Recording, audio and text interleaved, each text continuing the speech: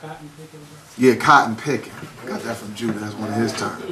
Cotton picking mind. Okay, let us get out of here. I'm not gonna read no more.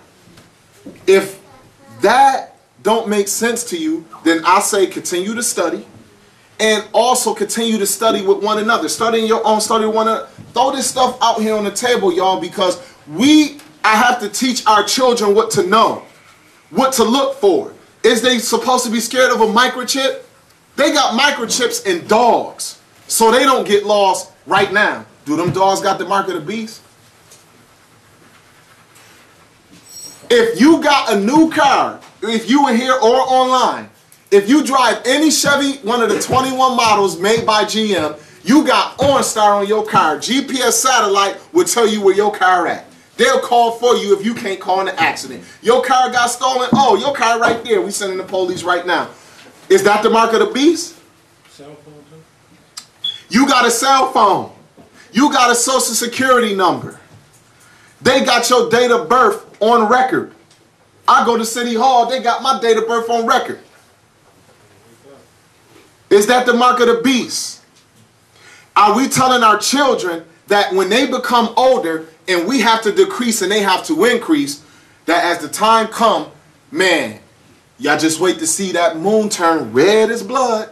Even though they can't read one place in the scripture, the moon gonna turn red like blood. Are we gonna teach them that? We might as well teach them Santa and Easter Bunny if we gonna teach them that. Because it don't add up with the prophets. The prophets are the key. Not some man sitting in front of you today. He got to read the prophets. And it got to make sense. It got to line up. The prophets and the apostles cannot be different. Because aren't they the foundation? This is built upon the foundation of the apostles and prophets. And we all have to be what? Careful how we build thereon. Because some of us looking for the right stones to put on it. And guess what some cats are just willing to throw on it? Hay and stubble. All right. We got 5 scriptures. Go to Jeremiah 17 and 15. Jeremiah 17 and 15.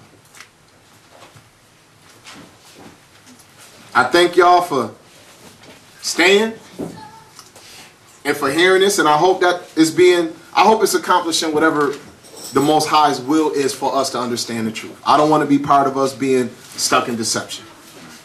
I want to be part of us understanding the truth more. So if I could be used for that, then cool. And if I'm going to be used to deceive people, then I need to get pushed aside. And believe me, he will do what he going to do. Because his truth had to go to his children. His truth. Not Zadok's smart. He's smart. No. The truth. Go ahead, brother. Jeremiah 17 and verse 15. Behold, they say unto me, where is the word of the Lord? Let it come now. As for me, I have not hastened from being a praiser to follow thee. I'm sorry. I'm just read that right. As for me, I have not hastened from being a pastor to follow thee. Neither have I desired the woeful day. What is the woeful day? Continue. That thou knowest that which came out of my lips was right before thee. Be not a terror unto me. Thou art my hope in the day of evil. What was the day of evil? Now this Jeremiah talking. He like, Lord, I have not desired the woeful day, and I want you to be my help in the day of evil. Continue. Let them be confounded that persecute me, but let my face not be confounded. Let them be dismayed, but let not me be dismayed. Bring upon them the day of evil, the destruction, and destroy them with double destruction. So let the day of evil destroy them, not me. And let the double destruction come unto them in the day of evil. Go ahead. Thus saith the Lord unto me, go and stand in the gate of the children of the people, whereby the kings of Judah come in, and by which they go out, and in all the gates of Jerusalem, and say unto them, hear ye the word of the Lord, ye kings of Judah, and all of Judah, and all the inhabitants of Jerusalem that enter in by these gates. Thus saith the Lord, take heed to yourselves, and bear no burden on the Sabbath day, nor bring it in by the gates of Jerusalem. Neither carry forth a burden out of your houses on the Sabbath day. Neither do ye any work, but hallow ye the Sabbath day, as I commanded your fathers. But they obeyed not, neither inclined their ear, but made their necks stiff, that they might not hear nor receive instruction. And it shall come to pass, if ye diligently hearken unto me, saith the Lord, to bring in no burden through the gates on this city on the Sabbath day, but hallow the Sabbath day, to do no work therein, then shall there enter into the gates of the city kings and princes sitting upon the throne of David, riding in chariots and on horses, they and their princes, the men of Judah and the inhabitants of Jerusalem, and this city shall remain forever. So he telling them, look, the Lord said, y'all stop profaning the Sabbath, and he won't let Jerusalem get touched. What is the threat to Jerusalem? Babylon. Nebuchadnezzar, y'all's servant, and God's army that he run are a threat. Stop profaning the Shabbat, and the Most High won't let this place be touched. Verse 27. But if you will not hearken unto me to hallow the Sabbath day, and not to bear a burden, even entering in at the gates of Jerusalem on the Sabbath day, then will I kindle a fire in the gates thereof, and it shall devour the palaces of Jerusalem, and shall not be quenched. Uh-oh. You know what that day was when the Most High let that happen? That was the woeful day. That was the day of evil. That was the day of the Lord's wrath upon them in particular. There was the day of the Lord's wrath to Babylon in particular. There was a day of the Lord's wrath against Pharaoh in particular. And he said that when he do this, the fire he set that's going to burn the palace shall not be quenched. What do that mean? That means it don't go out.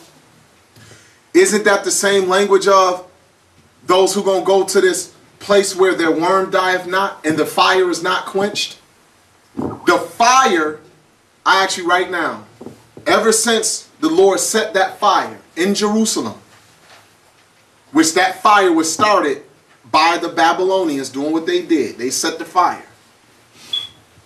I'm saying the fire still is burning right now. It hasn't been quenched. He's not talking about a literal fire. Even though they burnt the place with literal fire, he said the fire wasn't going to go out. Is that what we just read? It ain't going to be quenched. Right. When they came back, they came back. But what do fire do? Fire burns slowly and it purges. They came back without a king. They came back and the priesthood was not set in its perfect order. Because it was some people who probably had right, but they couldn't prove it, so they weren't kept in. Then they formed religious sects that even started to have more power in some cases than the Levites, to the point that when Yeshua show up, they even got 2 high priests.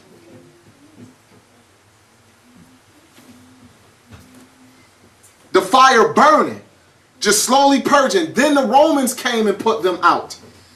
And now the holy place, the outer court is trodden under the foot of the Gentiles until the time of the Gentiles be fulfilled. The fire is still burning. It hasn't been quenched yet. Ain't no man put it out yet. But maybe you don't understand that. Just like some people, when they read Malachi about Elijah coming before the dreadful and terrible day of the Lord, may not believe Yeshua when he said, if you will accept it, the preaching of John the Baptist, that was Elias prophesied to come and turn the children back to the fathers and the fathers back to the children. But if you don't believe it, you just don't believe it because you don't understand it. But if you can believe it and understand it and the Most High reveal it to you, then you will be able to tell the next man or woman in confidence. The fire, ever since that fire was started, it has not been quenched, brothers and sisters. You read Revelation, oh, a smoke rose up out of the bottomless pit and it rose up forever. The scriptures say that Sodom and Gomorrah, the smoke of them burning rose forever. What do that mean? Okay, next scripture. Go ahead to Job 20 and verse 28. That one verse. Job 20 and 28.